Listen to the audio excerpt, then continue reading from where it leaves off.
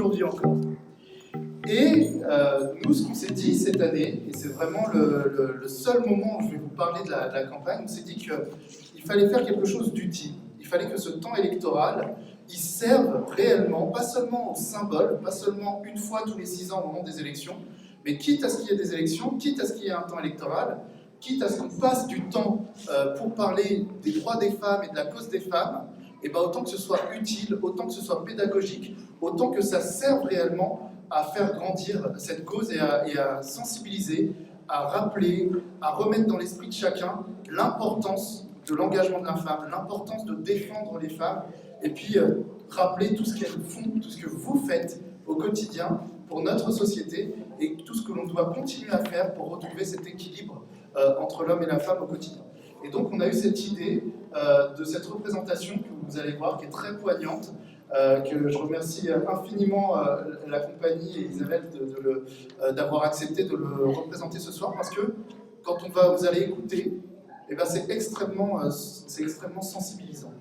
Et puis je remercie aussi l'association Face of Humanity, qui vont se présenter aussi juste après, qui vont nous montrer aussi ce que c'est que l'engagement des femmes aujourd'hui, et qui vont nous parler chacune de leur engagement. Merci aux candidates qui sont venues ce soir. Et puis on va avoir une table ronde avec des intervenants qui se présenteront, qui ont un parcours chacune exceptionnel, et qui vont aussi partager tout ça. Et je pense, et nous pensons avec l'équipe, que faire ça pendant le temps électoral, bah, ça illustre ce que c'est une liste citoyenne, ça illustre ce que c'est la proximité, ça illustre aussi ce que c'est la transparence. Et quand on parle de démocratie directe, quand on parle de transparence, quand on parle de projet en intelligence collective, et bah, c'est ça l'intelligence collective, c'est tout ce que vous apportez qui est mis en commun au service de l'intérêt général. Et c'est ce qu'on veut essayer d'illustrer ce soir. Donc, je vous remercie d'être là. Je vous remercie de participer. Évidemment, il y aura un temps d'échange et un débat ouvert, parce que je ne conçois pas la démocratie sans qu'on puisse prendre la parole avec vous. Donc merci. Et puis, passez une excellente soirée. Et ce sera avec plaisir qu'on répondra à toutes les questions en fin de soirée. Je laisse nos invités nous faire leur représentation. Merci à tous.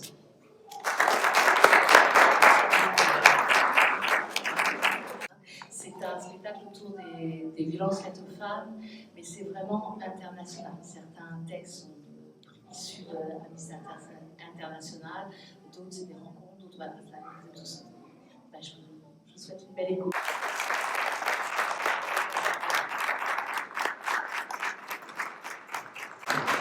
Donc, merci Isabelle, merci Marie. Je me présente au passage, donc je suis Khadija, je fais partie de l'équipe Women Connect.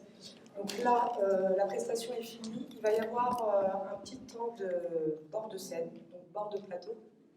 Pour expliquer la chose, ce serait un petit échange entre les comédiennes et vous-même. Donc si vous avez des questions, n'hésitez pas, mais je vais introduire. Je vais mettre les pieds dans le plat, je suis le genre de personne d'ailleurs très très franche. J'avais une petite question. Pourquoi ces lectures-là, et notamment des sujets qui ont été abordés, venant de l'étranger, et pas ici dans notre pays qui est la France? Il y a eu deux de l'étranger. Toutes les autres, ce sont des femmes qui vivent en France. De Paris à Marseille, à Colombes, j'en ai vu à Lyon. Toutes les autres, il n'y a que 2 textes.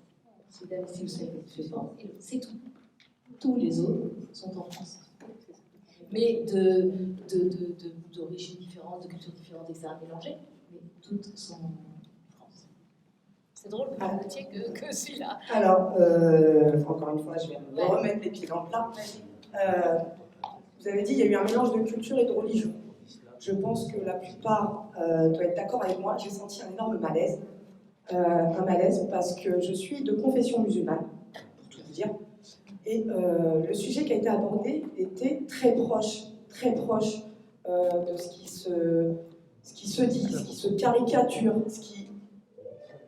Pour moi, je veux dire, c'est que les violences dans toutes ces formes faites aux femmes, elles ne sont pas nécessairement que liées à la religion. Ah non, et les sujets qui ont été abordés, je termine, les sujets qui ont été abordés étaient plus en lien à la religion musulmane qu'à autre chose. Donc moi, j'ai senti un malaise énorme et je vais vous donner la parole. Oui, c'est drôle que vous ayez fait ça. Moi, j'ai senti ça comme un islamophobe. Parce que c'est bizarre que vous parlez de l'islam par rapport aux femmes baptisées. Non, il y a un texte où c'est une femme croyante chrétienne. Les femmes baptisées, là c'est en France. Ah mais il y a partout, c'est dans le monde entier. Une fois qu'il y a des Français comme des Arabes qui battent la femme. Oui, tout à fait. Et là, il est sorti une islamophobie. Non, pas du tout. Et ça m'a réellement dérangé. Ah non, alors c'est mal compris. J'ai ma fille, puis mon garçon ici, qui met le voile, et puis il ne lui donne pas des coups. Non, Moi-même, je serais. Oui. Là, ça m'a réellement dérangé. Ah bon Je suis désolée parce que c'est vraiment pas ce qui a été dit ou entendu, peut-être elle est bloquée là-dessus. Mais justement, c'était des femmes qui disaient que une femme m'a dit qu'elle était choquée par ce comportement de gens extrémistes, qu'ils soient ou d'autres. Et elle disait justement que l'islam et l'amour et tout, c'est dit noir sur blanc, quoi.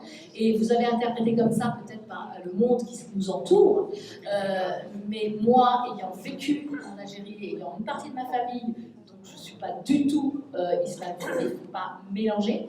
Vous avez peut-être mal entendu, vous avez été mal reçu, toute la complexité des choses qui se passent en ce moment, parce que c'est vraiment à l'opposé de ça, parce que justement la jeune femme disait, mais moi je ne comprends pas ces agissements, parce que Coran c'est tout amour et c'est à l'inverse de ça, c'est écrit noir sur blanc. Le témoignage de dire. C'est le témoignage de cette femme qui le dit, tu vois, c'est drôle que vous ayez entendu.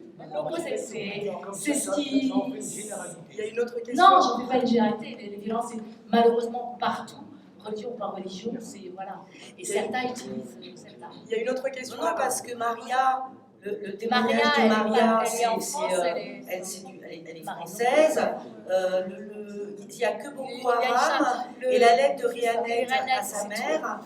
Qui a, bon, voilà, c'est les deux seuls. Parce qu'en fait, effectivement, à l'heure actuelle, malheureusement, la religion musulmane, qui est une belle religion, qui est une religion comme normalement toutes les religions devraient être, il ne faut pas oublier que, enfin voilà, toutes les religions, c'est une religion. Religion, ça veut dire relier, donc relier les êtres les uns entre les autres. Ce qui se passe à l'heure actuelle, malheureusement, avec cette histoire de montée d'extrémistes religieux, ce qui ne veut pas dire que la religion musulmane est une religion extrémiste. Il y a une montée extrémiste dans le monde à l'heure actuelle, de tous côtés. Pas uniquement du côté, pas que du côté religieux. C'est ça qui est un petit peu inquiétant à l'heure actuelle. Et là, on parle des choses extrêmes, mais ça n'est absolument pas une quelconque religion. Absolument pas. Et c'est vrai qu'à l'heure actuelle, avec tout ce qui se passe dans le monde, et les montées, malheureusement, d'intégrisme, il y a des amalgames qui sont faits. Et effectivement, ces témoignages-là sont des témoignages tellement, tellement forts et tellement extrêmes. Il faut imaginer que cette jeune femme, Rihanna Djabadi, voilà, elle a été violée, elle a pris cher, et en plus, c'est elle qu'on a flinguée. Donc on dénonce quoi? On dénonce ces extrémistes-là. On dénonce pas la religion musulmane. Absolument pas. Absolument pas. Ah non, mais une partie de ma famille, voilà. Une partie de ma famille asiatique. Moi aussi, je suis née en Algérie. Je suis contre ces violences. Alors, on a une autre question. Voilà. C'est la psychose que l'on Si je peux me permettre, juste. Moi, j'avais une question. Alors, j'ai une affirmation et une question. Je fais partie des gens qui sont un peu dérangés que, même quand vous citez qu'il y a une personne européenne, j'aurais préféré que la personne s'appelle Bénédicte que Maria pour que ce soit un peu plus tranché, personnellement. C'est un choix artistique. Il y en a une autre, c'est Madame. C'est pas. Après, j'aurais voulu savoir si déjà toutes les lettres étaient des lettres réelles. Ouais. Comment vous les avez récupérées et comment vous les avez traduites? Parce que je suppose que, vu l'origine des lettres ne sont pas écrites en français. Oui, il y en a qui sont durs à traduire. Qui a fait la traduction? Parce que c'est important, une traduction dans le contenu et dans les mots qu'on va choisir. Je suppose que ça a dû quand même. Ça change de réception aussi. Il y a certaines lettres dont la fin exécutée qui a été une traduction, mais elle était longue, j'ai dû couper, une traduction de l'arabe à l'anglais au français. Il y en a d'autres, c'est des témoignages en direct. Mais effectivement, il y en a qui sont complètement écrites, qui sont envoyées. J'ai travaillé aussi avec Amnesty International, donc certaines viennent d'Amnesty. Enfin, Vous pouvez les retrouver, certaines sur Internet. D'autres, c'était des témoignages de femmes que j'ai enregistrés et qu'après j'ai recoupés. Sinon, on avait 6 heures. Voilà, c'était un mélange de témoignages. Voilà, de l'anglais. Bonjour. Bonjour. Alors, moi, je voulais vous remercier parce que j'ai trouvé vos témoignages très touchants. Et je pense que dans nos sociétés, on parle énormément de problèmes. On parle très peu des problèmes des femmes et je vous remercie pour ça. Et dans les questions de toutes les personnes à un moment, on parlait beaucoup de religion. Mais moi, j'aimerais vraiment remercier le témoignage des femmes et revenir sur la parole des femmes parce qu'on m'avait vraiment très touchée. Et se dire que les femmes, dans leur vie, un jour, ont vécu ça, je trouve ça vraiment très émouvant. Donc, je vous remercie pour ça. Et certains textes ont même été écrits avec humour, notamment celui de la journaliste stagiaire. La stagiaire, oui. Je pense alors que c'est horrible, mais voilà, je voulais. Le stagiaire, elle est française. Je pense que tous les jeunes, toutes les jeunes femmes, à un moment donné, je pense, rencontrent ce genre de choses extrêmement désagréables. Moi, j'ai rencontré ça. C'est extrêmement désagréable, quoi. C'est vraiment. Voilà. C'est plus que. Il y a vraiment du bruit. Je pense qu'on trouve les jeunes femmes qui vivent ça dans leur stage, mais à 20 ans. Oui. On passe un patron qui a 50 ans et on a toute notre carrière qui est. Mais c'est ça, Tu fermes ta c'est ça. Mais c'est ce qui se passe à l'heure actuelle. Voilà, avec les dénonciations. Voilà.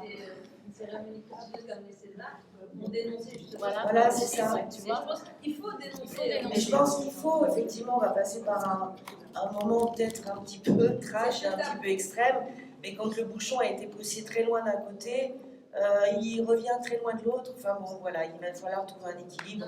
Les gens oublient la vraie problématique que la des vraie femmes. problématique, c'est des histoires de fric, et d'intérêt économique. Parce que aujourd'hui, on dit que c'est l'islamisme extrémiste, qui n'est absolument pas l'islam. Mais avant, c'était la religion avec l'Inquisition catholique. C'était le siècle où tous ces catholiques extrémistes. Moi, j'ai plein d'amis catholiques. Il y a l'extrême, parce que c'est un outil, pour moi c'est une arme, quand tu la pousses à l'extrême, c'est une arme de destruction de l'humanité, quoi. Et c'est vrai qu'en ce moment, voilà, ils utilisent ça, et du coup ça noie beaucoup de choses. Mais les violences faites aux femmes, c'est pas que la religion, c'est des êtres humains. On parle des violences faites aux femmes, mais je n'oublie pas aussi des violences faites aux hommes. C'est très important de le dire. Et aux enfants. C'est-à-dire les enfants maltraités, et les hommes maltraités existent, mais ils ont encore plus honte, ils se cachent encore plus. Mais ça existe. Donc c'est important de le dire. Mais là, c'était un sujet, la violence faite aux femmes. Je ne les oublie pas, les hommes. On n'a rien contre les hommes, bien au contraire. Mais c'est juste des êtres humains qui utilisent leur force et leur pouvoir, quel qu'il soit, que ce soit un patron de région ou autre, ou un adulte sur un enfant, contre un autre être humain, en fait. C'est juste, rétablissons l'humanité, c'est ça. Et c'est dommage qu'il y ait besoin d'avoir une journée des droits de la femme, il faudrait une journée des droits humains, hommes, femmes et enfants. Ça devrait être toute l'année comme ça, moi je dirais. Oui, c'est une question, la dernière.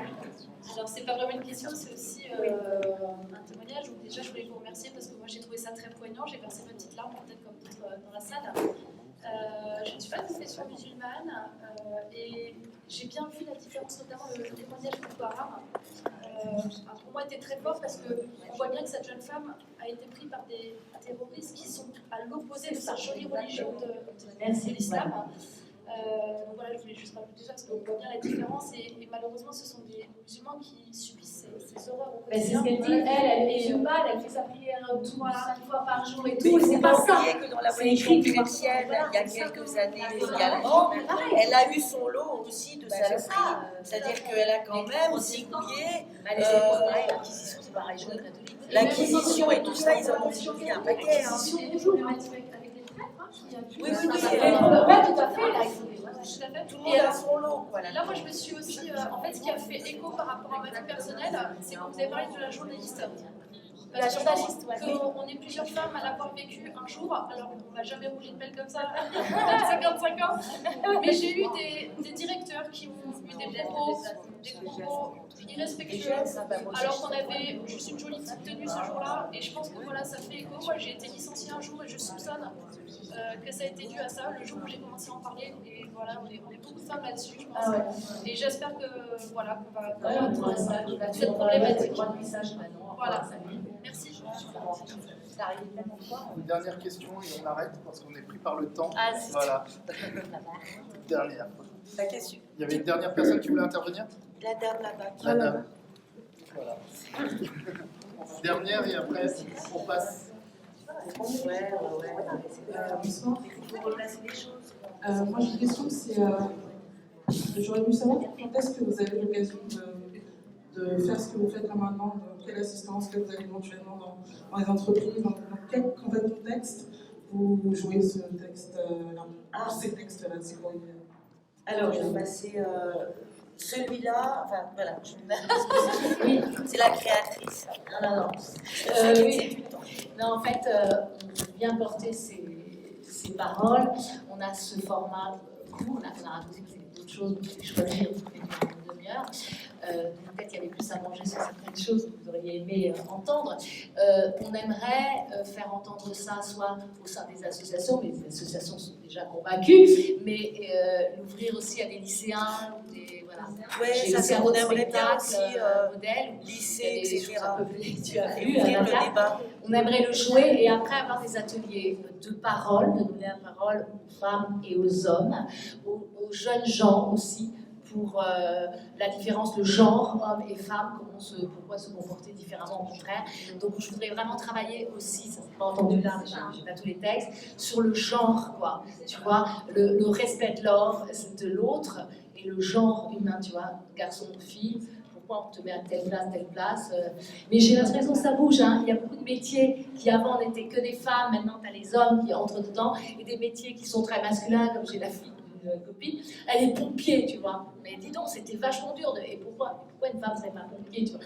Donc là, il y a un peu plus de monde, des femmes qui font soi-disant des métiers, mais ça comme des métiers soi-disant de femmes. Mais il y a encore du boulot, les filles. Hein, la parité, elle n'est pas encore... La parité, au niveau des hommes politiques, au niveau des entreprises, au niveau des hôpitaux, c'est des directeurs d'hôpitaux. Le théâtre, je peux vous en parler, un copain me dit « Ah mais au théâtre, mais écoute, une metteuse en scène comédienne, une metteuse en scène est aussi respectée qu'un metteur en scène. » J'ai dit « Ah ouais? Et des directeurs de théâtre, il y a combien de femmes ?» Alors il a fait « Ah ouais, c'est vrai. » Pareil. Les sous, les garçons, les sous. Il y a moins de rôles de femmes que de rôles d'hommes. Ouais. On écrit des rôles beaucoup moins intéressants pour les femmes. En général, elles sont moins payées. Et il y en a beaucoup moins. Bon, voilà. Et du coup, les femmes, elles écrivent des textes. Merci à vous. Les hommes préfèrent le bleu et les femmes préfèrent le rose. Ah bon? C'est vrai? Mais non, mais la rose, regarde, ça fait bien. Et on va mélanger, ça fera du violet. Merci beaucoup. Merci beaucoup. Tu voulais intervenir, Samuel? Simplement remercier pour le spectacle. Vous voyez, l'exercice n'est pas facile parce que c'est un vrai spectacle. C'est quelque chose que les artistes portent et qui n'est pas commandé par une réunion politique. Je voulais vous remercier d'être venus, d'avoir fait cet exercice qu'on a pu découvrir tous ensemble ce soir. Merci aussi d'avoir souligné qu'on ne fait pas l'amalgame. Vous savez, il y a des sujets qui fâchent, la politique, la religion, et là on ne fait pas l'amalgame. Là, ça a été des témoignages de personnes particulières que vous avez portés, qui a permis d'ouvrir le débat. Je remercie tous ceux qui ont pris la parole, y compris pour parler d'un malaise et pour pouvoir reclarifier des choses qui sont importantes à clarifier et que tout le monde l'entende. Voilà. Donc, merci à vous deux, merci d'être venus. Merci à tous pour vos questions. On va passer à la suite. Je vais laisser Cathy vous faire la... Tout à fait, donc on va passer à la suite. Donc Marianne, présidente de l'association Face of Humanity, pardon, voilà, je vais y arriver. Donc elle va se présenter et ensuite elle présentera, ses candidats se présenteront. Bonsoir à tous. Donc, je m'appelle Marianne Camara. Je suis présidente de l'association Face of Humanity et directrice de l'organisation Miss Face of Humanity. Donc, j'ai 36 ans. Je suis colombienne, colistière Voilà. Donc, alors, pour vous expliquer, alors, l'association The Face of Humanity, comme vous l'avez compris, qui mesure le visage de l'humanité, a pour but de mettre en lumière les femmes qui sont engagées dans des causes sociales ou dans des causes humanitaires.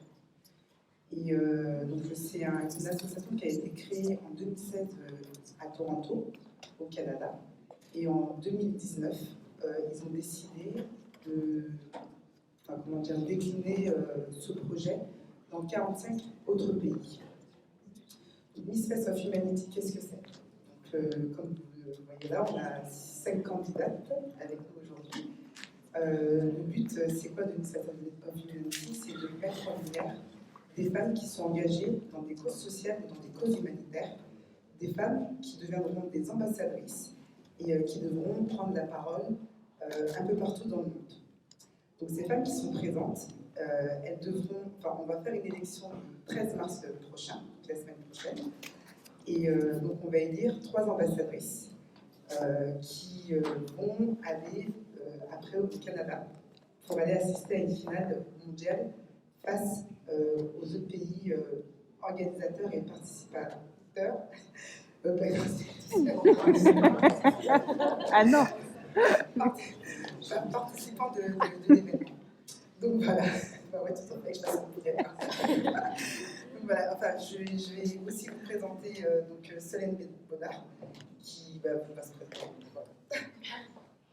Alors, bonjour à tous, moi je m'appelle Solène Baudard, donc j'ai 39 ans.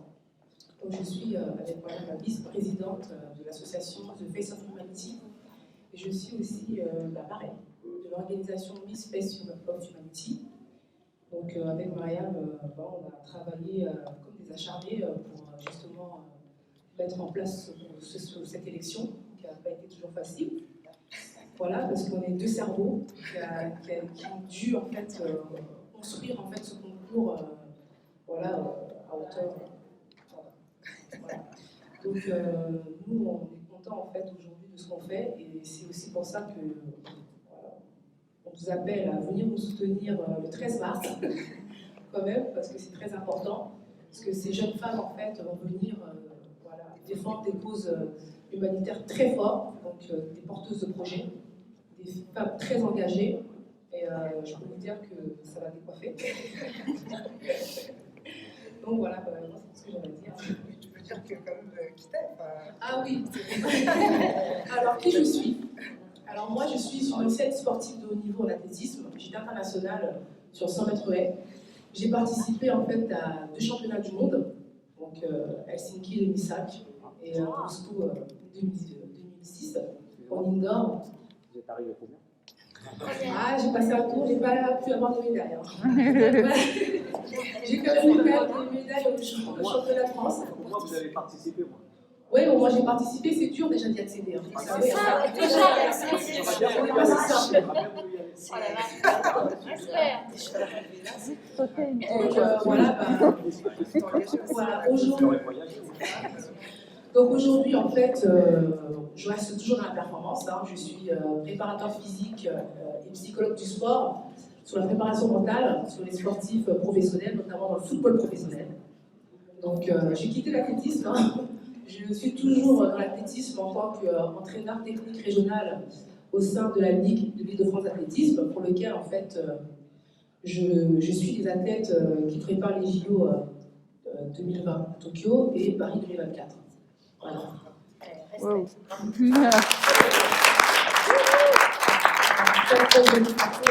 Merci. Puis on va passer du coup à la présentation des candidates.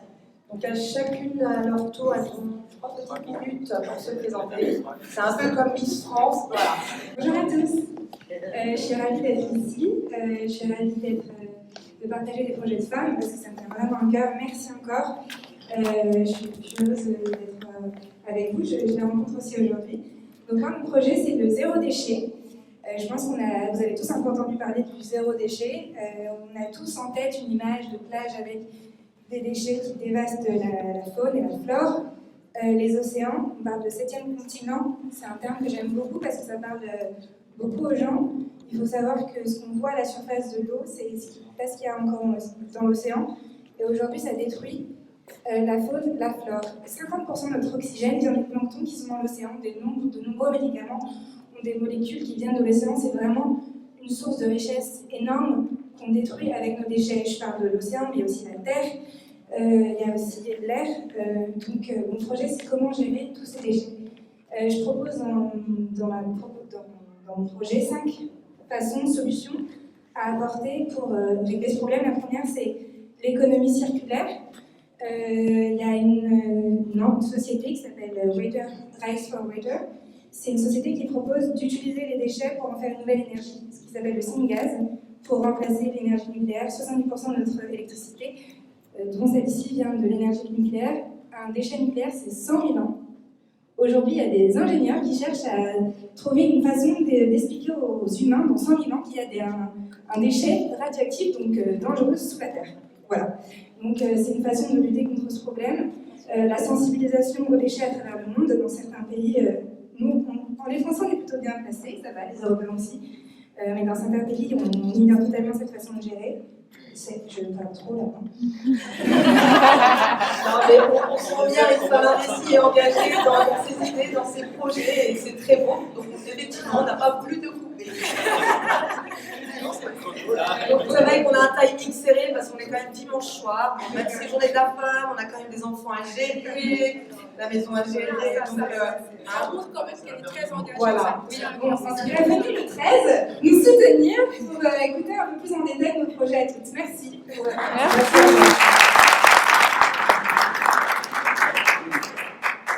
Ça va être difficile de passer derrière son câble. Franchement, tu vas avoir trop pour moi. Moi, je m'appelle Marine Debel, j'ai 25 ans, je viens du 91. Dans la vie, je suis professeure des écoles. J'enseigne au petit bout de GPCE. Et moi, mon projet dans Meet Face of Humanity, ça va être l'aide aux personnes en situation de handicap. Encore hier, j'ai discuté avec une amie qui a son copain handicapé et elle nous disait juste pour aller à Disneyland. Je vais vous donner un exemple pour vous montrer à quel point ça peut être absolument absurde, même encore en France.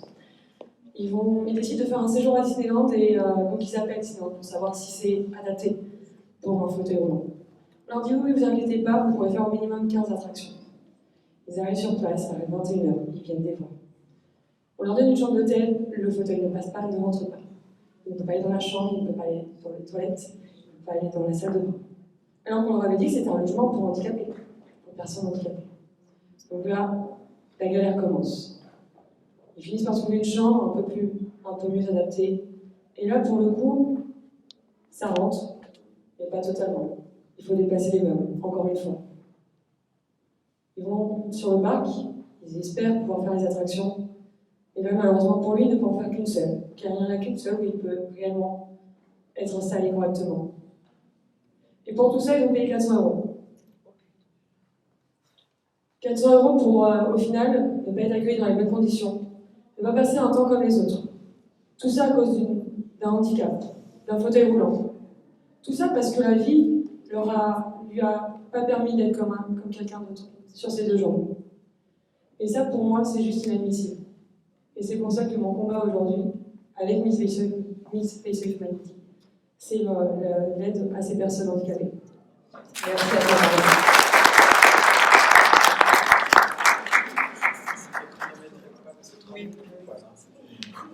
Bonsoir à tous. Alors, je m'appelle Astrid, j'ai 25 ans. Je suis en Haïti. En fait, la cause que je vais défendre le soir de l'élection, c'est vraiment l'aide aux sans-abri. En fait, après le traitement de terre qui a eu lieu dans mon pays d'origine, du coup, il y a eu beaucoup de difficultés pour loger les personnes. Donc, du coup, ce sera vraiment l'opportunité pour moi d'aider ces personnes, d'aider non seulement pas en Haïti, mais d'autres personnes aussi. Parce qu'en fait, j'ai beaucoup voyagé, j'ai pu voir en fait, le mal-être des personnes, des enfants en difficulté. Donc, voilà. Merci à tous.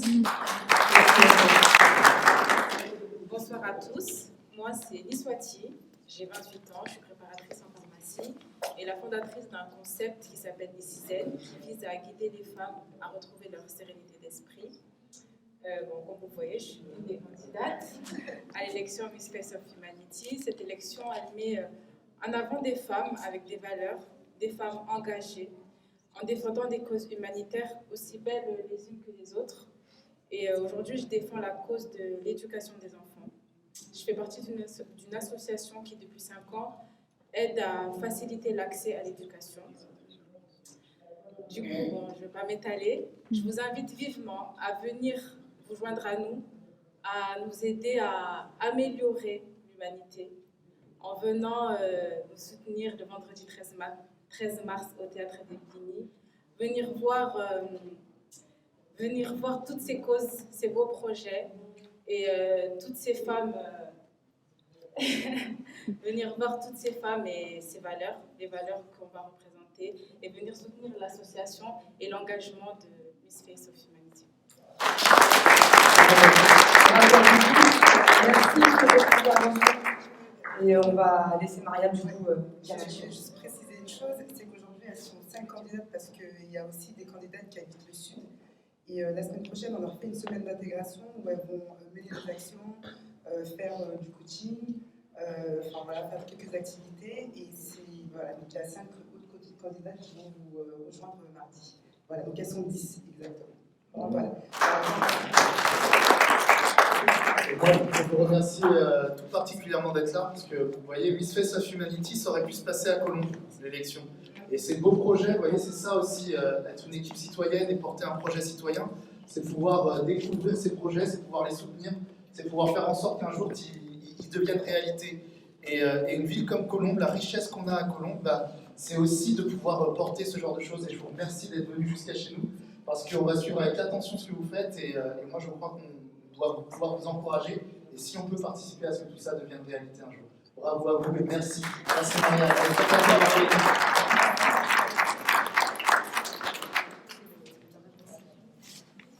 Donc finalement, on a su qu'on va donner notre timing parfait. Ça va être donc démarrage de la table ronde, donc en compagnie de Théanie. Bernard. Voilà. Et donc nous avons également Paula.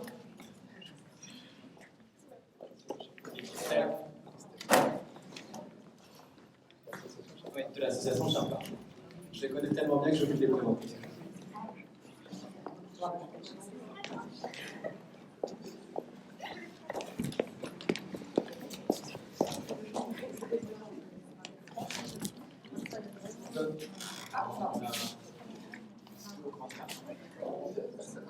Donc, merci mesdames. Je vais donner, alors Théanie, je vais juste introduire Théanie, qui va ensuite vous introduire et qui va vous poser des questions puisqu'elle va animer cette table ronde.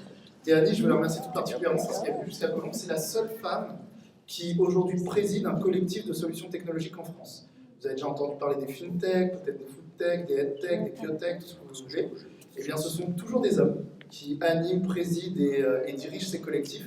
Et il y a un collectif qui est présidé par une femme, qui est un collectif que j'ai eu la chance de fonder avec elle en 2017, qui est celui au service de l'humain et des technologies au service de l'humain et du bien-être. Et donc, Théanie est la présidente, et je te remercie de venir jusqu'à nous pour nous soutenir et animer cette table ronde que je vais te laisser. Je vais vous laisser les micros. J'ai oublié une petite chose.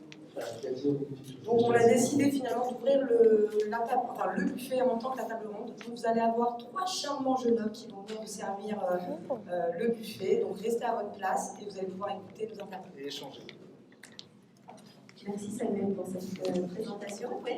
Bonsoir à tous. Et effectivement, je suis ravie d'être présente ce soir. J'ai laissé ma fille entre deux bonnes mains parce qu'effectivement, je suis présidente de l'association. En parallèle de ça, je suis également entrepreneuse de ma société. Et puis, j'ai un petit bouchon qui va avoir dedans qui s'appelle Du coup, je suis ravie qu'on puisse échanger toutes les 4 ce soir. Et effectivement, peut-être avant de vous poser un peu les questions, est-ce que vous voulez bien très rapidement vous présenter et m'expliquer ce que vous faites? Bonsoir à tous. Bonsoir à tous. Donc, moi, je m'appelle Paula. Je fais partie de Connect. J'ai 41 ans et donc ancienne restauratrice. Paula, on n'entend pas très bien.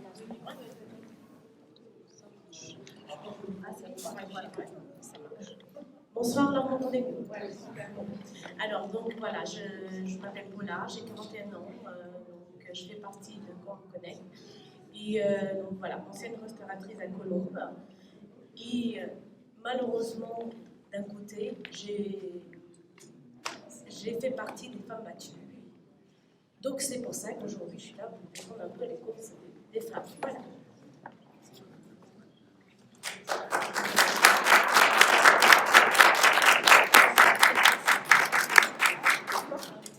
Bonsoir, je m'appelle. Moi, je suis organisatrice du Santé Tour. C'est un salon qui impulse les talents. Et donc, je suis colombienne, en fait, depuis à peu près une dizaine d'années. J'ai fait mes classes également à Colombes. Et j'ai fait aussi mon apprentissage dans l'associatif, puisque j'ai évolué dans le monde associatif, à travers Colombes, à travers des associations afro-caribéennes. Et donc aujourd'hui, en tant qu'association, notre but est vraiment d'impulser les talents. Et donc, on développera par la suite. Bonsoir à tous, j'espère que vous allez tous bien. Alors, je suis Christelle, je suis responsable de la communication de l'association Charmin. Nous sommes spécialisés dans la self-défense, on fait des ateliers self-défense pour la femme. Et pour apprendre les femmes à être responsables de leur propre autorité sur leur défense, leur sécurité. Donc on fait également de la sécurité émotionnelle, on fait du coaching, on accompagne les femmes, on fait également de la sécurité sur les biens et les personnes, et la sécurité également financière. Donc on va mettre en place sur Colombes des ateliers pour apprendre à se défendre, apprendre à être responsable de soi, de son corps et être bien pour sa vie, globalement. Voilà. Merci pour cette présentation. Du coup, j'aurais une première question. Est-ce que vous voulez bien chacune me présenter un petit peu votre parcours? Alors, mon parcours, pour arriver aujourd'hui au Savoir Talentour, j'ai fait des études à Colombes, au lycée Libre-Passant, donc en STEPS, pour ensuite faire une filière STAPS et pour finalement terminer dans la communication. Donc c'est vrai que c'est un parcours un peu atypique, mais voilà, donc en fait on saisit les opportunités et donc en fait c'est au fur et à mesure du tissage des réseaux via les associations, en fait le réseau associatif, que j'ai été amenée à mettre en place le salon puisque j'étais au contact vraiment sur la partie événementielle. Et donc j'ai été amenée au contact de Colombiens, tout simplement, à promotionner leurs talents. Donc il y en a qui étaient dans les bandes dessinées, et au fur et à mesure, l'idée a émergé, et c'est de là comme ça que tout simplement j'ai été amenée à chapeauter des projets. Donc c'est vraiment des choses qui sont venues, en fait ce sont les gens qui ont quelque part détecté mon talent. Et c'est pour ça qu'aujourd'hui, quelque part, c'est un peu le retour de l'appareil, c'est-à-dire qu'aujourd'hui, mon talent, je le mets au service d'autres talents, tout simplement. Donc c'est vraiment le réseau associatif qui m'a conduit aujourd'hui à mettre en place le salon Art Talentour. Voilà, comme quoi, dans la vie, les échanges et les rencontres sont bénéfiques, en fait. Voilà. Et ce qui m'a intéressé un petit peu dans votre parcours, c'est le projet que vous avez monté. Apparemment, vous avez beaucoup de femmes. Oui, effectivement, on a beaucoup de femmes, on a monté cela en fait en 2012. Donc aujourd'hui, ça fait quand même à peu près 7 ans qu'on travaille avec moi je les appelle des acteurs. En fait, ce sont des acteurs du changement. Donc ce sont des artisans exposants. Il s'avère qu'il y avait une dizaine d'années, il n'y avait pas autant d'événements qui se faisaient autour de la visibilité pour ces artistes exposants. Et aujourd'hui, c'est vrai que tous les week-ends, quand on tape agenda événements, on trouve énormément en fait de manifestations, et c'est vrai qu'elles ont beaucoup répondu présent. Pourquoi? Parce que simplement certaines, à la suite d'une naissance, n'ont pas pu reprendre leur activité. Souvent ça se présente comme ça, ou sinon tout simplement pour être présent pour l'éducation de leur enfant. Donc souvent, certaines font la méthode Montessori ou travaillent directement à la maison. Et pour elles, elles ne conçoivent pas que ce soit spécialement ou absolument l'homme qui doit ramener l'argent à la maison. C'est-à-dire c'est-à-dire qu'on est complémentaires. Et c'est souvent ce qui revient, l'homme et la femme est complémentaire. Et c'est vrai que ce côté toujours égalité, parité, pour certaines, ça n'a pas vraiment de sens. C'est-à-dire qu'on est complémentaires, chacun apporte. Donc il ne faut pas rester passive. Et certaines ont décidé, tout simplement un talent, c'est-à-dire à la maison, elles sont très bonnes pâtissières, elles sont devenues traiteurs. D'autres, à la suite d'une naissance, elles n'ont pas trouvé les bons vêtements pour leurs enfants, elles ont décidé de mettre ça en place. Et au fur et à mesure, ça c'est du bouche à oreille. Hein. Donc on en parle, ça se développe, elles terminent sur un salon. Et certaines aujourd'hui qui ont participé au premier salon en 2012, aujourd'hui ont leur boutique à Boulogne-Billancourt. Donc c'est pour vous dire que elles ont pas lâché, elles se sont vraiment battues. Et voilà, et aujourd'hui on les retrouve vraiment dans plusieurs domaines. Là je suis en contact avec une mécanicienne, donc elle s'est reconvertie et elle propose des cours pour les femmes pour qu'elles puissent connaître en fait le b.a.-ba de la mécanique, quoi. Donc chacune a des dons, chacune a un potentiel. Certaines aussi ont décidé de quitter le monde salarial, hein, tout simplement parce que c'était incompatible pour eux, c'était plus possible.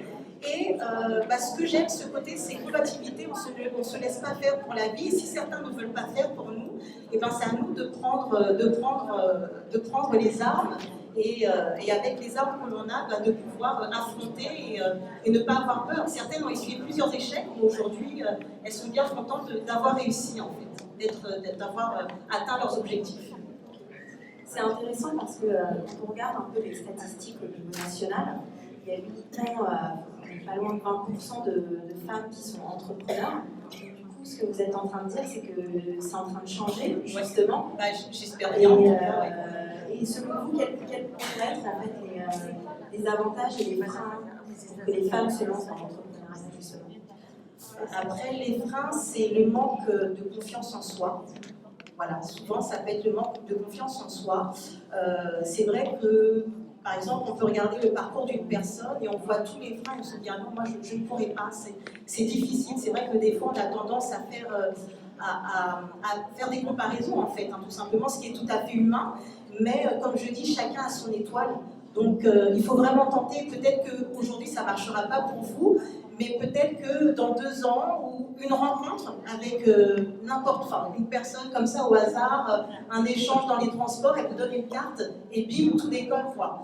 Donc c'est pour ça qu'il faut vraiment rester quand même positif, en fait. Il faut quand même, faut quand même forcer les portes. Voilà. Merci.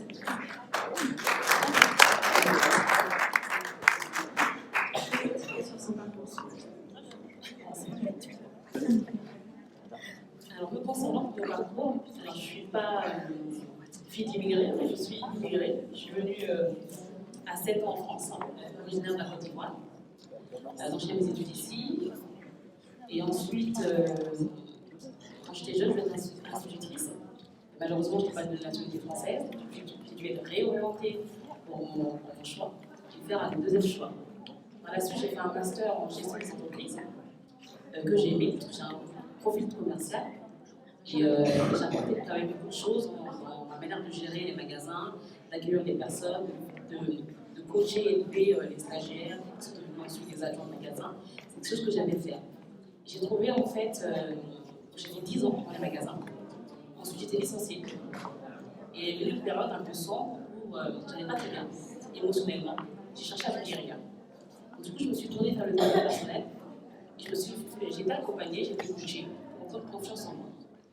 Là, c'est les étapes qui sont importantes parce qu'on peut être à un bon top, après retomber. Il faut savoir remettre sa santé. Et donc, j'ai été accompagnée, je me suis formée également à former des personnes et à les coacher. Parce que je suis passée également par là. J'ai les mots pour aider les femmes à se relever. Ça sera intéressant. Et ensuite, depuis très longtemps, j'aime aider les personnes. Quand je donne des cours de soutien pour de nouvelles professeurs, je donne des cours de soutien à gauche et à droite. J'ai cette capacité-là à réveiller, à challenger les personnes, leur donner confiance en elles. J'avais des élèves qui étaient les cancres, les racailles que personne ne voulait aider. Et je les prenais et j'avais cette capacité à les faire comprendre les choses. Et donc j'utilise ça vraiment pour leur donner vraiment confiance en eux. Alors, pour ça qu'il y a l'accompagnement, on peut tout arriver. On peut arriver à vivre nos rêves, on peut avoir des rêves. Et ensuite, depuis un an, je suis dans l'association Sharpa. Et je ne savais pas comment j'allais concilier en fait, le côté tempérament commercial, le côté institutrice, le côté un peu polyvalence que beaucoup de femmes font. Et dans l'association Sharpa, j'ai réussi en fait, à coller toutes mes cartes, tous mes visages. Et ça m'a vraiment de me développer et j'aime beaucoup ça. Et chez Sharpa, en fait, on développe également les jeunes. Parce que souvent, lorsqu'on est réorienté, on ne sait pas ce qu'on veut quand on est jeune, on est après, on ne sait pas, et des fois on est dérouté et pas de confiance en soi. Donc alors on challenge, on coach les jeunes, on fait des programmes de visualisation, d'avant de rêve, pour leur permettre de rêver. Et parce que souvent, pour les jeunes, c'est ce qu'on veut faire. Et après, on perd le fil. Et 10 ans plus tard, 40 ans, à 40 ans, on commence à se rappeler qu'avant, on avait notre vie, on avait d'autres rêves, et on veut les repousser. Alors que dès qu'on est jeune, on peut maintenant agir et construire réellement ses rêves. On attend 40 ans, 50 ans, et se réinventer derrière. Donc du coup, on fait des actions là pour les jeunes, et c'est très intéressant pour eux. On leur donner cette foi en eux, cette confiance en eux, et leur dire que oui, c'est possible, en fait, même si les chiffres montent, même si les notes ne sont pas très correctes. Lorsqu'on a la volonté de faire les choses, réellement, on peut le faire. Et ça, c'est super intéressant d'apporter cette touche-là aux personnes. Et également pour les femmes, la Solange Sharpa a vraiment pour les femmes, vraiment développer la confiance pour les femmes, que les femmes puissent s'entraider entre elles, faire des réseaux networking féminins, 100% féminins. Donc, là, c'est tout à fait. Donc, on voit bien un réseau networking 100% féminin, que les femmes viennent développer, même celles qui n'ont pas de projet pour l'instant, juste apporter leur touche, apporter leur talent, apporter leur réseau, échanger avec d'autres personnes, ouvrir l'état d'esprit et pouvoir vraiment. Là, on a des miss qui sont présentes. On a besoin également d'elles, on a besoin de toutes les choses qui sont mises en place par toutes les femmes, de se donner un peu d'espoir et se tirer vers le haut. On va plus représenter qu'il y ait plus de femmes chefs d'entreprise, qu'il y ait plus de femmes ministres, plus de femmes présidentes, mais il faut qu'on s'entraide et qu'on se coach, qu'on se soutienne et qu'on se représente, quoi. Qu'on soit là, qu'on soit aux événements, qu'on soit là soutenir également des personnes de la municipalité, qui veulent développer des projets, et ensemble on fera plein de choses réellement, parce qu'on est comme la poussée de la planète. On a beaucoup de talent et comme on disait, croire en soi et se laisser inspirer également par d'autres histoires. Toutes les histoires sont bonnes. Hein. La mère au foyer a des histoires également à nous apprendre. Elle nous a éduqués. Donc faire reprendre ces personnes-là de l'entreprise, des mamans, des grands-mères et mettre à profit toutes ces compétences-là. Parce qu'il y a plein de compétences. Il ne faut pas de bilans de compétences qui ne sont pas à travailler, mais ils ont des compétences. On doit faire des bilans de compétences limites sociaux pour avoir les qualités de toutes ces personnes-là qu'on ne voit pas dans les statistiques parce qu'elles ne travaillent pas. Or, on travaille. Et on peut se nourrir d'elles et avancer ensemble. Voilà. Avec Sharpa, on arrive à faire ça. Merci à vous. Donc voilà, moi je vais vous raconter un peu mon parcours. Donc j'ai quitté mon pays, j'avais 14 ans. J'ai fait jeune fille au père pendant pas mal d'années. Je me suis mariée avec un qui avait à peu près mon âge, portugais comme moi. Donc après, travail, au début je faisais jeune fille au père, après je travaillais avec des personnes âgées à domicile. J'ai ouvert mon propre restaurant avec un mari. Voilà, avec un mari très positif. Et donc voilà, un premier enfant, un deuxième enfant, après il est de plus en plus possessif. Après, le fait d'avoir 2 enfants, ça veut dire que plus personne ne voudra de toi, tu es là pour tout faire. 3e enfant, donc tu as un restaurant, il faut que tu quittes ton travail, il faut que tu sois un jeune père au foyer, il faut t'occuper de tout le monde, il m'a coupé un peu de toute la famille. Donc, la maternité qui a suivi, les enfants, tout ça, jusqu'au jour où j'ai eu quand même de la chance. Donc voilà, la gendarmerie m'a emmenée dans une association formative et qui m'a aidé à m'en sortir de là. Et grâce à eux, mon âme sœur a Aubonne. Et c'est pour ça qu'aujourd'hui, je trouve que c'est important de connaître un petit peu toutes ces histoires. Et savoir qu'encore aujourd'hui, il y a quand même 26% des hommes qui trouvent que c'est important de taper leurs femmes. Donc ça, c'est quelque chose qui sort. Il y a déjà une bonne cinquantaine de femmes cette année qui ont été tuées par leur mari. Tous les 2 jours, il y en a une qui est tuée. Donc c'est quand même énorme. Et ça, on n'en parle pas assez. Donc voilà.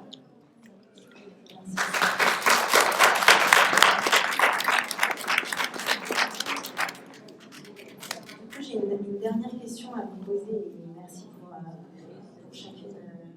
avoir témoigné sur votre parcours. C'était très intéressant et très touchant.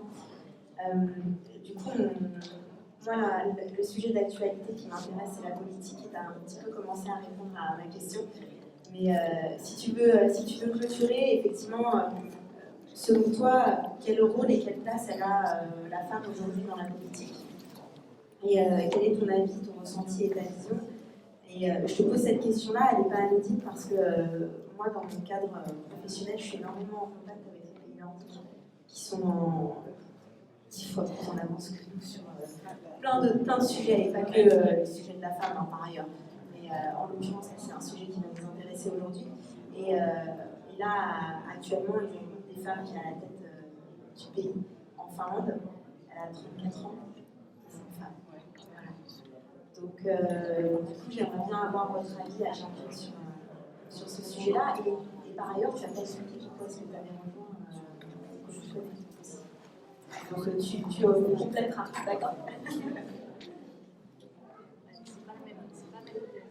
Alors, je regarde la fille qui s'appelle Madame Mithias et je vois vraiment beaucoup de gens aux habitants. Les habitants, ses habitants et les habitantes. Donc, c'est pareil également pour la politique. On voit qu'aujourd'hui, on n'est pas là où on aimerait tous être. On voit que le monde ne va pas dans le sens où on aimerait en fait, qu'il aille. Et on n'a pas les résultats en fait, qu'il faut.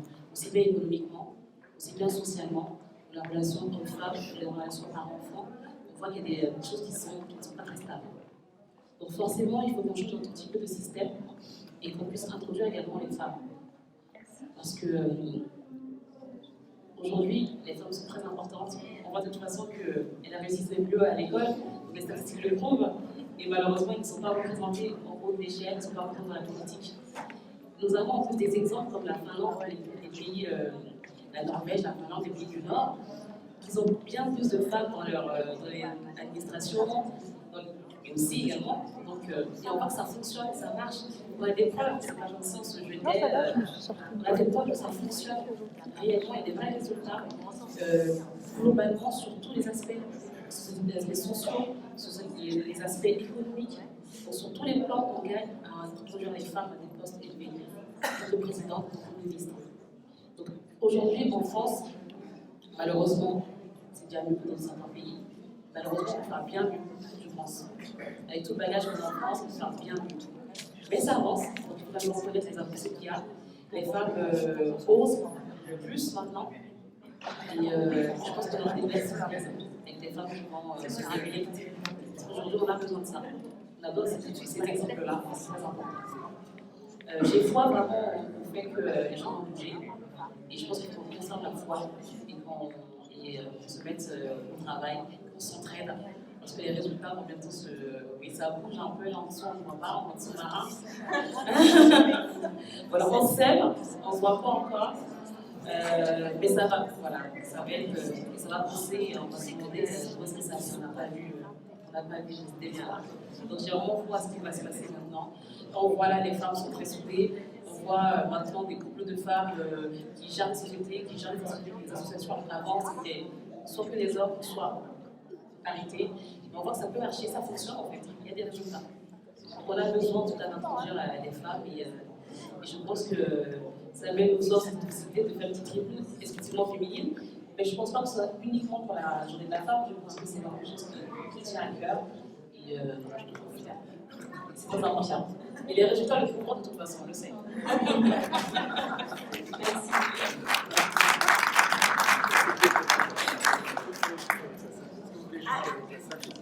Ouais, on fait ça juste après, j'attends qu'elle réponde. Vas-y, pour répondre à la question. Oui, à la question. Non, voilà, je suis vraiment sur la même longueur d'onde, mais ce que je voulais rajouter, c'est que, en fait, c'est vraiment un problème. Alors, c'est vrai que souvent, on va dire, oui, c'est la politique et autres, mais je pense que c'est un problème d'ordre humain, en fait, c'est l'être en lui-même. C'est la personnalité en fait, hein. Ce sont les personnalités qui font qu'aujourd'hui ils ont des fois l'ascendant en fait sur certains groupes et qui arrive à entraîner d'autres personnes à avoir une seule vision en fait. C'est ça le problème. Et je pense pas que ce soit la faute, c'est vraiment un groupe, une manière de penser qu'il faut aujourd'hui changer.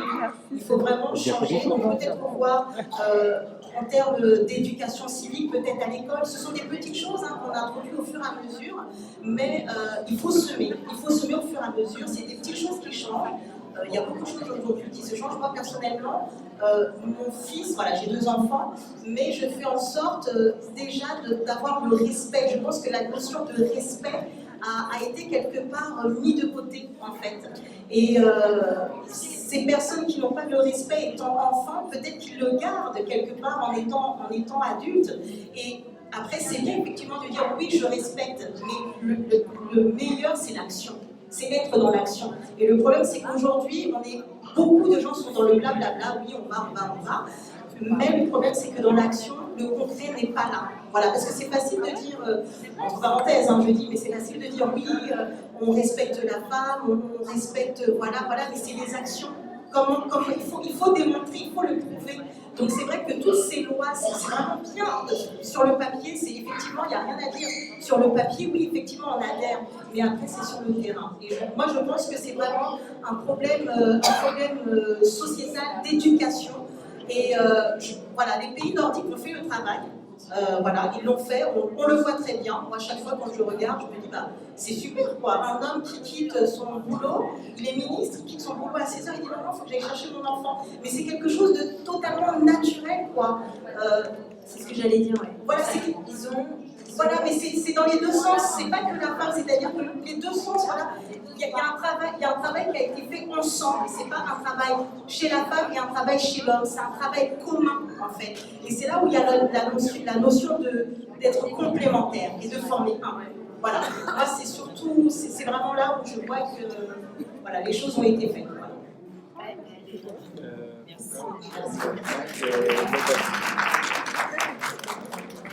Vous m'avez demandé pourquoi j'ai voulu intégrer l'équipe. Donc j'ai venu un soir à une réunion et j'ai écouté Samuel de toutes les propositions qu'il a données. Et je me dis, ça peut être que lui. Parce que sincèrement, en tant que maire de Colombes, je suis sûre qu'il aurait fait beaucoup de choses, aussi bien pour les femmes, aussi bien pour plein d'autres associations. Et il a une façon de voir qu'il laisse la porte ouverte à tout le monde. Il ne juge personne. Il reçoit aussi bien une petite personne qu'une grande personne de la même façon. Et c'est ça ce qui m'a beaucoup plu en lui. Donc voilà.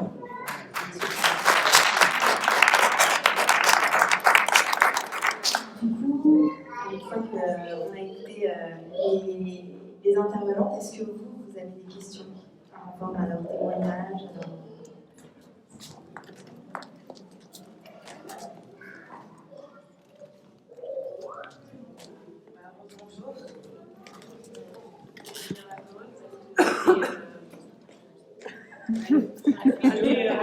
N'hésitez, madame, de témoigner. Parce qu'en fait, moi, quand j'étais plus jeune, je voyais des femmes de l'entourage de mes parents battues, mais je ne comprenais pas pourquoi elles restaient. Et c'est en grandissant, en discutant, et en accès un peu plus à des détails que je n'avais pas, que j'ai compris en fait la complexité de la chose. Il faut avoir beaucoup de courage pour rester et encore plus pour partir. Surtout quand on a des enfants. Alors, c'est pas très simple. Déjà, on a des parents qui disent que le mariage c'est sacré, qu'on va tout supporter et ne jamais partir. Après qu'on a des enfants, on se dit on reste pour nos enfants parce qu'un enfant il a besoin d'un père et de mère. Donc on essaie toujours de tenir. Déjà, en plus, à l'extérieur, on essaie de ne pas montrer autour de soi que ça ne va pas. On ne montre pas à la famille ce qui se passe dans le toit. Donc voilà, après, forcément, avec le temps, on subit, on se dit, bon, peut-être dans quelques années, ça s'arrangera, les enfants ils vont. Donc moi, ce qui m'a fait tenir, c'est mes enfants, et ce qui m'a fait partir, c'est mes enfants. Le jour où je suis rentrée, où mon mari il avait attrapé mon fils par la gorge et qu'il a dit, si j'aurais une arme, je t'aurais tué, c'est là où j'ai dit, c'est là où je veux partir, moi, ça va trop loin. Donc voilà.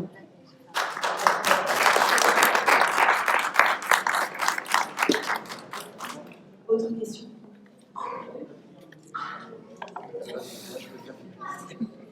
Moi, j'ai une question éventuellement.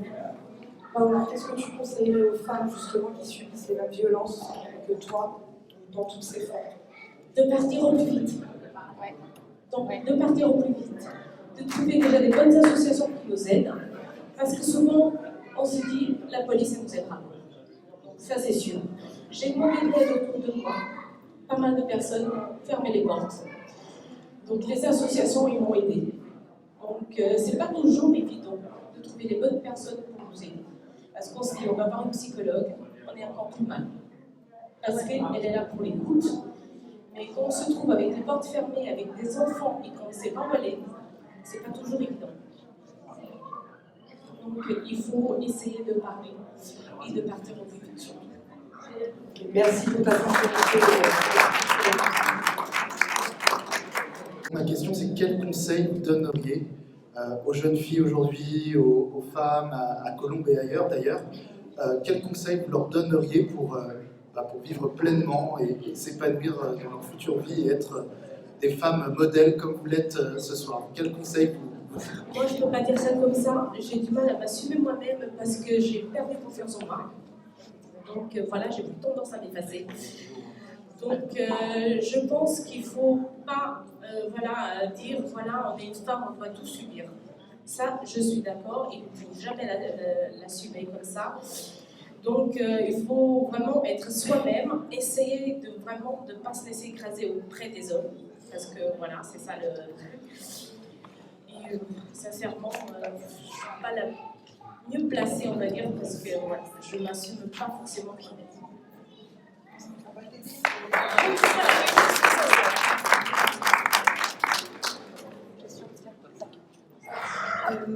Mon conseil, ce serait vraiment vivre vos rêves. Ça paraît peut-être utopique, mais c'est vraiment ne pas avoir peur de l'échec, parce que souvent on est freiné en disant que ça ne marchera pas, ça ne marchera pas.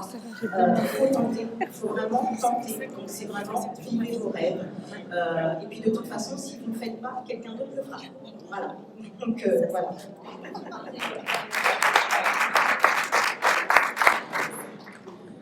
Alors pour moi, je dirais pour les femmes, les jeunes filles, surtout c'est de s'aimer d'abord.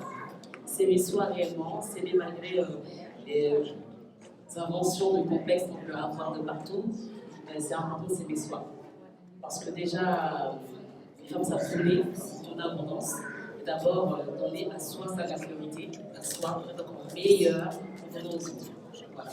S'aimer vraiment, c'est très important pour les femmes.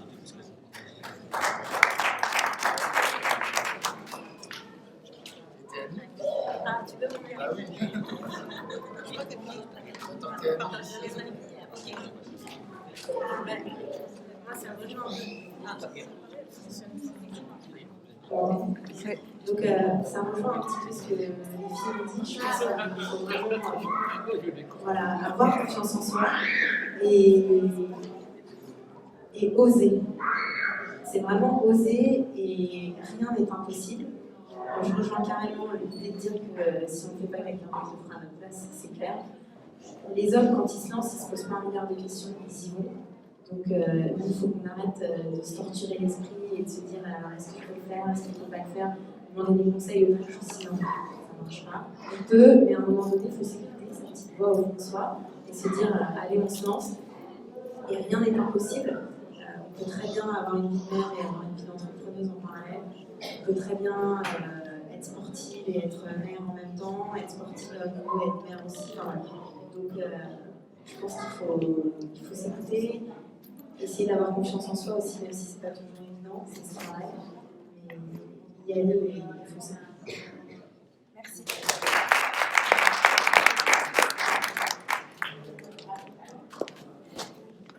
Oui, c'est très touchant le témoignage, je suis 100% d'accord avec vous. Les femmes, le conseil, c'est de toujours être en phase avec vous-même. Et il n'y a que vous qui connaissez ce qui est bon. Et malheureusement, lors des témoignages, comme j'ai travaillé 4-5 ans sur ça et autres, plus longtemps, j'ai malheureusement découvert que souvent, c'est les femmes qui entretiennent cette violence entre les femmes. Donc il y a certaines femmes qui vont dire « Ah non, tais-toi, tais-toi ». Comme mon mari m'a donné un coup de pied dans le ventre. « Ben, t'es mariée, Ouais, je suis mariée, alors personne ne portera la main sur moi, donc je divorce. Des femmes te disent, tais-toi, pour le bien de la famille, et tout, on entretienne ça. Ben, c'est normal, t'es voulu, malheureusement, encore aujourd'hui. Donc il n'y a que vous qui savez, vous, avec votre force intérieure, vous savez ce qui est bon pour vous. Des fois, vous n'osez pas parce qu'il y a toute l'éducation, tous les gens qui ne disent rien, le candidato, on s'en fout. Vous allez droit sur votre ligne et vous y arriverez.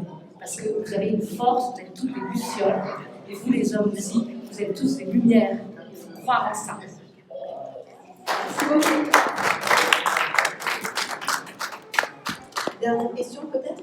C'est pas une question, c'est plutôt une remarque que j'étais en train de me faire, c'est que vos témoignages résonnent en moi, puisque quand j'étais petite, j'ai été harcelée. Parce que j'étais différente, parce que j'étais pas comme les autres, parce que je refusais de rentrer dans le moule, en fait. Et encore aujourd'hui, on me regarde un peu bizarrement parce que je refuse de rentrer dans ce moule, toujours, encore maintenant à l'âge adulte. Parce que pour moi, en fait, un moule, c'est nul. Parce que je suis pas comme les autres. Chacun est unique, chacun est différent. Et c'est ce que j'essaie d'enseigner à mes élèves. C'est que la vie, c'est un combat, il faut la mener au mieux qu'on peut. Fille ou garçon, peu importe. On a les mêmes forces, qu'il faut se donner les moyens. Et qu'en s'entourant des bonnes personnes aussi, on se donne les moyens, on se donne cette force d'accéder à faire des choses auxquelles on n'aspirait pas avant. Parce qu'encore 6 mois, je n'aspirais pas forcément à faire ce genre de concours. Et pourtant, j'y suis. Il y a encore 6 mois, je ne pensais pas faire des projets que je suis en train de mener en parallèle. Et pourtant, je l'ai fait. Et parce que j'ai trouvé la force, parce que je suis entourée des bonnes personnes, j'arrive à m'affirmer en tant que femme dans ma vie et dans la société. Peu importe que ça plaise maintenant à ceux qui m'entourent ou pas. Si ça plaît, ça plaît. Si ça plaît pas, basta. Bravo.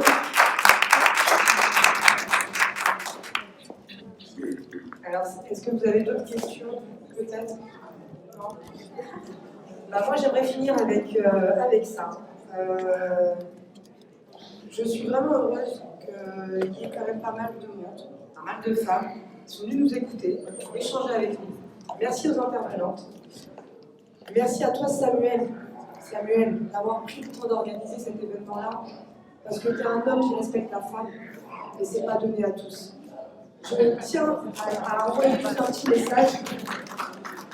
Oui, en plus de ça, il est entouré quasiment que de femmes, aujourd'hui, je suis très engagée.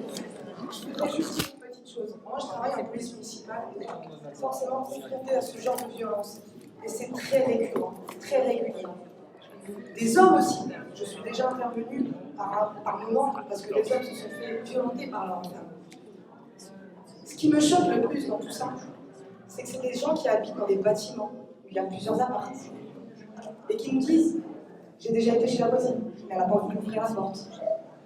Mon voisin m'a vu et il est passé à côté de moi et il a tourné la tête. » J'ai juste envie de dire, et mon message va être très clair, c'est ouvrez les yeux. Ça ne coûte rien d'ouvrir les yeux. Parce qu'aujourd'hui, peut-être grâce à vous, à vos oreilles, à vos yeux, à votre intervention, peut-être qu'une femme sera sauvée. Aujourd'hui, les gens deviennent complètement ignorants. Ils laissent passer parce qu'ils se disent qu'ils ne veulent pas s'en mêler, sauf que la petite dame qui est à côté, qui se fait battre, c'est peut-être ce dernier souffle. J'aimerais vraiment faire passer ce message-là. N'ayez pas peur. Appelez la police. Ils interviendront. N'intervenez pas vous-même, mais appelez la police. Ils se déplaceront, quoi qu'il arrive. Voilà.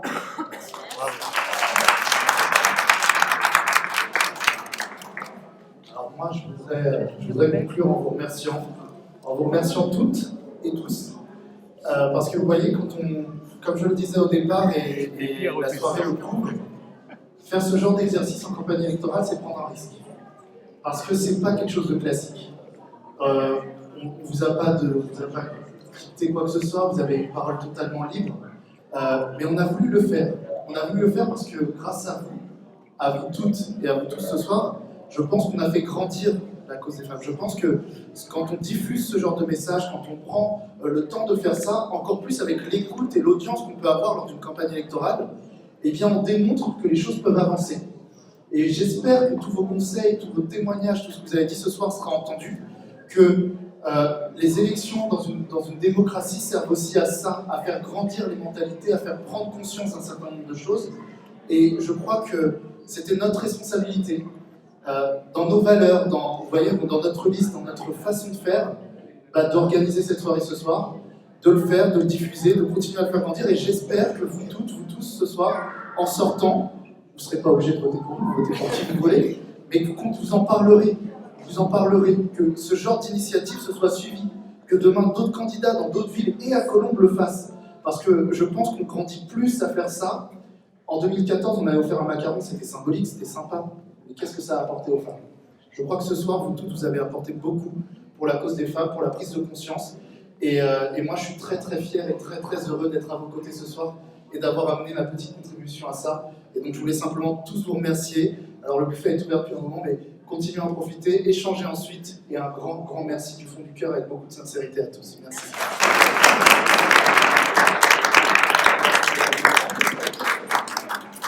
Bon, clap de fin. Et je tiens à remercier l'ensemble de l'équipe qui a mené à bien cet événement. Donc, merci à tous.